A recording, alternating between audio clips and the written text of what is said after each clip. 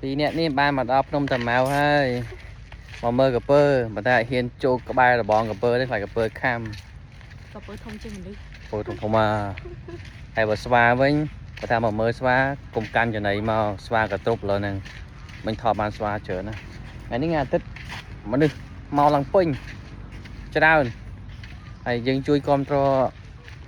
សួនសត្វយើងមកកុំឲ្យស្ងាត់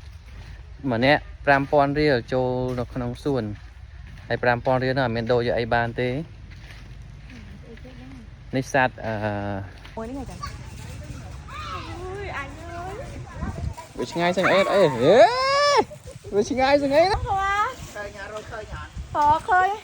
រត់ឃើញចាក់លំផាតអូយអូងល់គៀបប៉ុណ្ណាមើលឃើញទៀតមិនដូចចំណាទេហ្នឹងអើយគុំមិញចុកត្រូវក្បាល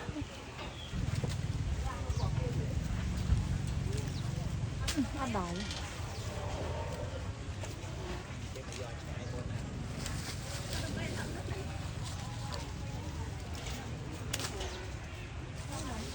បានតាណាលផា